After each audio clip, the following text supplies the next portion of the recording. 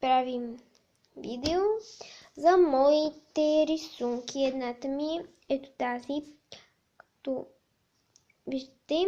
Другата ми е ето тази. Аз много си я харесвам. Нарисувах я с нощи. Отиваме към моята врата на спомените.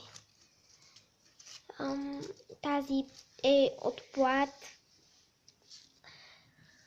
Помня, когато тук беше угаснал тока и тези ги рисувах с химикал и после запълвах с пастел, изрязах я и я залепях.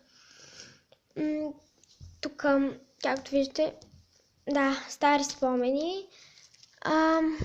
Тук имам грамота от трети клас, от втори клас даже, ето доказателство. Това е кукер от миналата година, който е даже скъсан.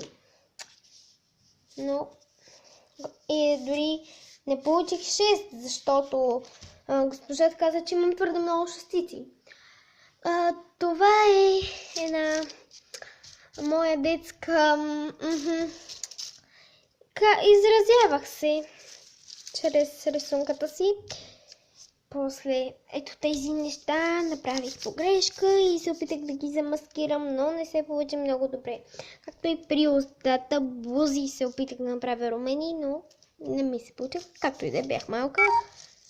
Но ето кадричките станаха много ефектни и ми харесват доста.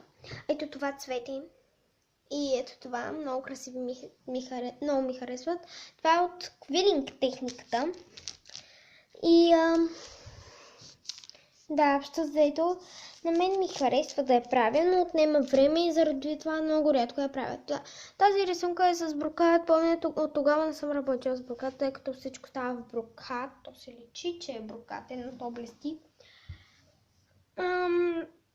Това е мое морско дъно.